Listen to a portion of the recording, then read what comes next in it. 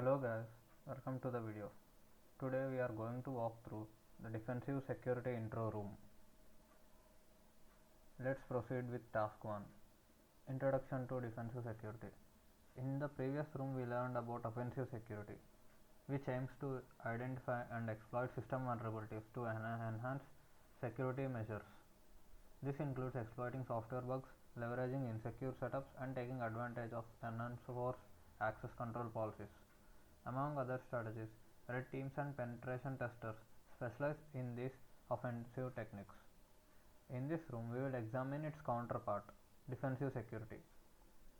It is concerned with two main tasks: preventing intrusions from occurring and detecting intrusions when they occur and responding properly.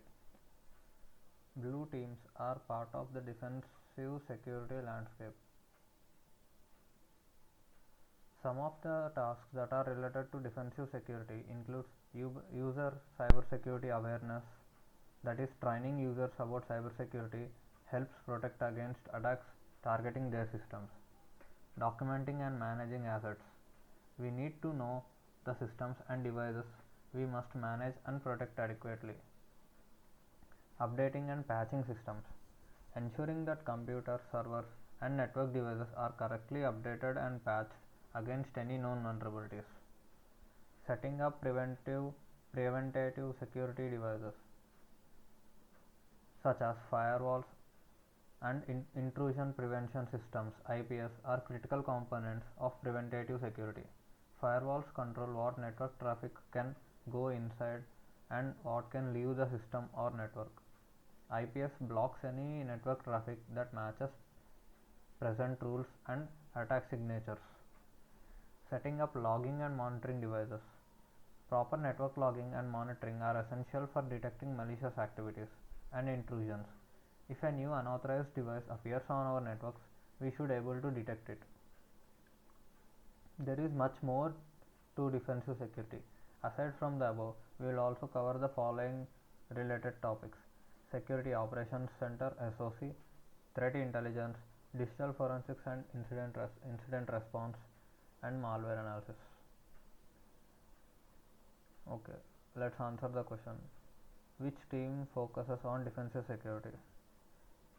Blue team focuses on defensive security and red team focuses on offensive security. Task 2. Areas of defensive security. In this task, we will cover two main topics related to defensive security: Security Operations Center (SOC), where we cover threat intelligence, and Digital Forensics and Incident Response (DFIR), where we also cover malware analysis. Security Operations Center. The Security Operations Center is a team of cybersecurity professionals that monitor the network and its system to detect malicious cybersecurity events. Some of the main areas of interest for a SOC are vulnerabilities. Whenever a system vulnerability is discovered, it is essential to fix it by installing a proper update or patch. When a fix is unavailable, the necessary measures should be taken to prevent an attacker from exploiting it. Although remediating vulnerabilities is vital to a SOC, it is not necessarily assigned to them. Policy violations. A security policy is a set of rules that are required to protect the network and systems. For example, it might be a policy violation if user uploads confidential company data to an online storage service. Unauthorized activity. Consider the case where a user's login name and password are stolen and the attacker uses them to log into the network. A SOC must detect and block such an event as soon as possible before further damage is done. Network intrusions. No matter how good your security is, there is always a chance for an intrusion. An intrusion can occur when a user clicks on a malicious link or when an attacker exploits a public server. Either way, when an intrusion occurs, we must detect it as soon as possible to prevent further damage. Security operations cover various tasks to ensure protection. One such task is threat intelligence. Threat intelligence. In this context, intelligence refers to information you gather about actual and potential enemies. A threat is an action that can disrupt or adversely affect a system.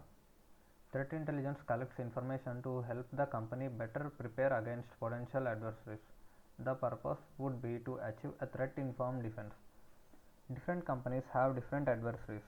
Some adversaries might seek to steal customer data from a mobile operator. However, other adversaries are interested in halting the production in a petroleum refinery. Example adversaries include a nation-state cyber army working for political reasons and a ransom group acting for financial purposes. Based on the company that is target, we can expect adversaries. Intelligence needs data. Data has to be collected, processed, and analyzed. Data is collected from local sources such as network logs and public sources such as forums. Data processing arranges it into format suitable for analysis. The analysis phase seeks to find more information about the attackers and their motives. Moreover, it aims to create a list of recommendations and actionable steps. Learning about your adversaries lets you know their tactics, techniques, and procedures. As a result of threat intelligence, we identify the threat actor, that is adversary, and predict their activity, their movements. Consequently, we can mitigate their attacks and prepare a response strategy. Now, digital forensics and incident response DFIR. This section is about digital forensics and incident response, and we will cover digital forensics, incident response, and also malware analysis. Digital forensics. Forensics is the application of science to investigate crimes and establish facts. With the use and spread of digital systems such as computers and smartphones, a new branch of forensics was born to investigate related crimes, that is computer forensics, which later evolved into digital forensics. In defensive security, the focus of digital forensics shifts to analyzing evidence of an attack and its perpetrators, and other areas such as intellectual property theft, cyber espionage, and possession of unauthorized content. Consequently, digital forensics will focus on different areas such as file systems, system memories, system logs, and network logs. In file systems, the digital forensics people analyze a file to reveal information such as installed programs or created files or partially overwritten files or the information about recently deleted files, etc. System memory. If the attacker runs their malicious program in memory without saving it to the disk, taking a forensic image, that is a low-level copy of the system memory, is the best way to analyze its content and learn about the attack. System logs. Each client and server computer maintains different log files about what is happening. Log files provide plenty of information about what happened on the system. Even if the attacker tries to clear their traces, some traces will still remain. Network logs. Logs of the network packets that have traversed a network would help answer more questions about whether an attack is occurring and what it entails. Incident response.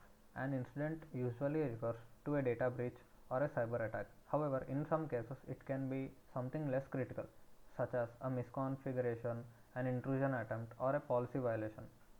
Examples of cyber attack include an attacker making our system or network inaccessible, or defacing the public website, and data breach, that is stealing others' data.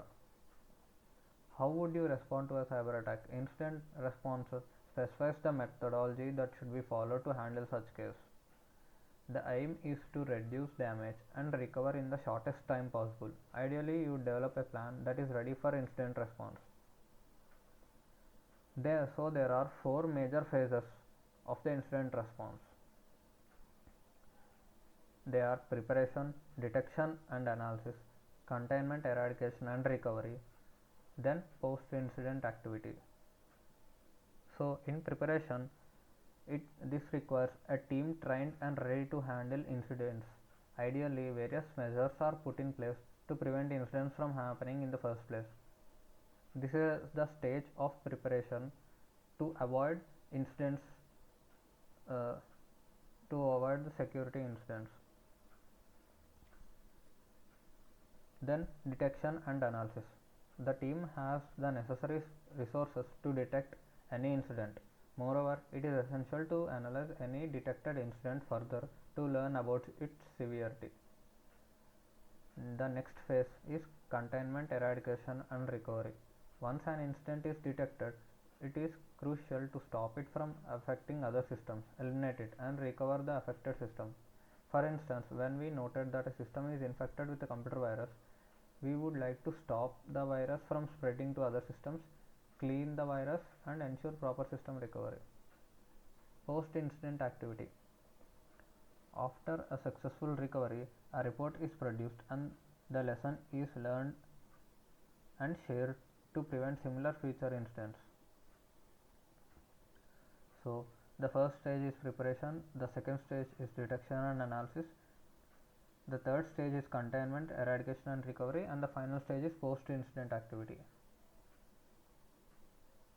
We can also see the loop in the detection and analysis and containment, eradication and recovery. That is, the step 2 and 3 will be performed in various loops. So we would detect and analyze an incident, and then we will try to containment and eradicate it. And if there are any other detections made and other analysis made, then we would loop again back to phase 2, and then again we would try to analyze the detections. And after post incident, we would write reports and make sure to preserve the documentation so that those files will act as preparations to tackle the next incidents. Malware analysis. Malware stands for malicious software. Software refers to programs, documents and files you can save on a device, on a disk, or send over the network. Malware includes many types such as a virus, which is a piece of code or a part of program that attaches itself to a program. It is designed to spread from one computer to another and works by altering, overwriting and deleting files once it infects a computer. The result ranges from computer becoming slow to unusable. Trojan horse. Trojan horse is a program that shows one desirable function but hides a malicious function underneath. For example, a victim might download a video player from a shady website that gives the attacker complete control over their system. Ransomware is a malicious program that encrypts the user's file. Encryption makes the files unreadable without knowing the encryption password. The attacker offers the users the encryption password if the user is willing to pay a ransom. Hence, it is called ransomware. Malware analysis aims to learn about such malicious programs using various means. Static analysis. It works by inspecting the malicious program without running it. This usually requires solid understanding of assembly language, the processor's instruction set, that is the computer's fundamental instructions. And dynamic analysis. It works by running the malware in a controlled environment such as sandboxes and monitoring its activities. It lets us observe how the malware behaves when running. Okay, let's answer the questions. What would you call a team of cybersecurity professionals that monitor a network and its system for malicious events? Security Operations Center. Let me copy and paste it.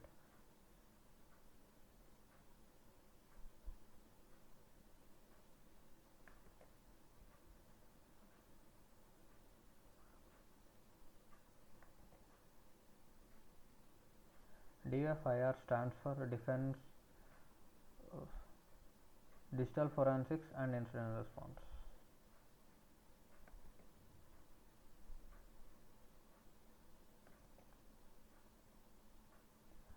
What kind of malware requires the user to pay money to regain access to their files? Ransomware.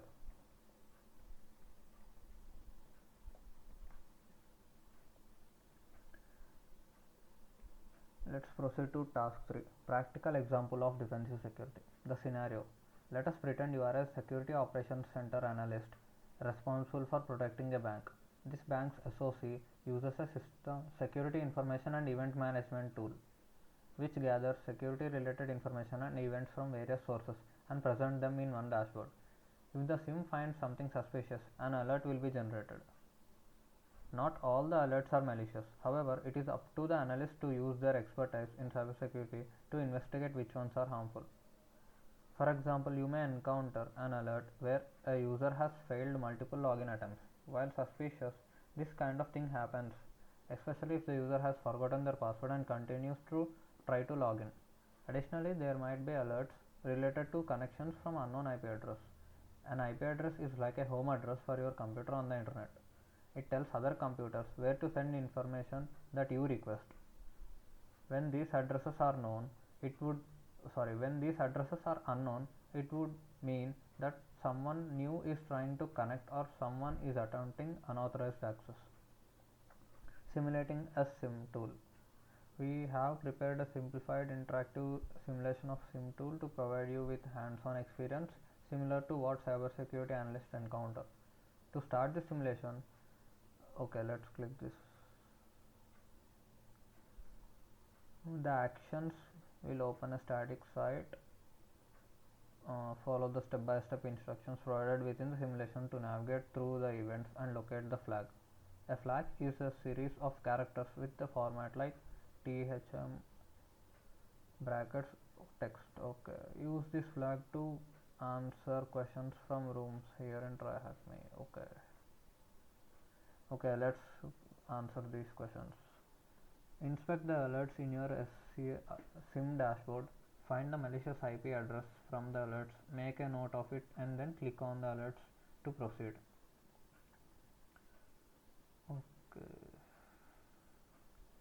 On November 1st, successful authentication.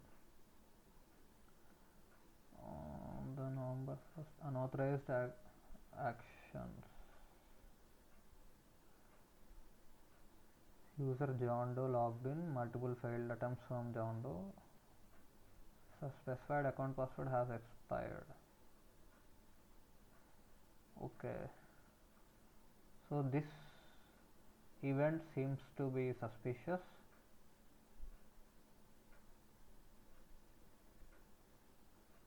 Let me copy this IP address.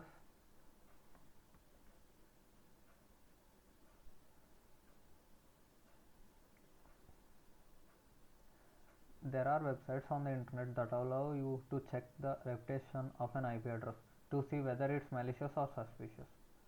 So let's paste the IP address here. We can get the information by scanning it. There are many open source databases out there like Abuse IPDB and Cisco Talos Intelligence, where you can perform a reputation and location check for the IP address. Most security analysts use these tools to aid them with alert investigations. You can also make the internet safer by reporting the malicious IPs, for example on Abuse IPDB. Now that we know the IP address is malicious, we need to escalate it to a staff member. Yes, the confidence of the IP address being malicious is 100%. We should not worry too much if it was a failed authentication attempt, but yes, we have noticed the successful authentication attempt from the malicious IP address. Let's declare a small incident and escalate it. Let me show you. So here the unauthorized connection attempt was detected. Then they have successfully authenticated into our system. So maybe this is not a example of example such as this event where multiple failed login attempts from John Doe, but still John Doe is an verified user, so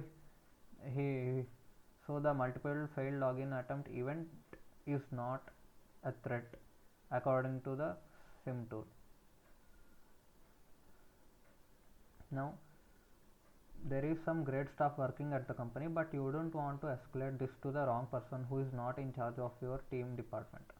So choose to whom you would escalate this event. Sales executive, no, we should not. Security consultant, even though it is a cyber security related profession, but Here in this case we would not inform it to them. Information security architect, no. And then SOC team lead, since we are an SOC analyst, we are going to escalate it to SOC team lead, Will Griffin. Okay, you got the permission to block the IP address, and now you can proceed and implement the block rule. Block the malicious IP address on the firewall and find out what message they left for you. Okay, let's paste it.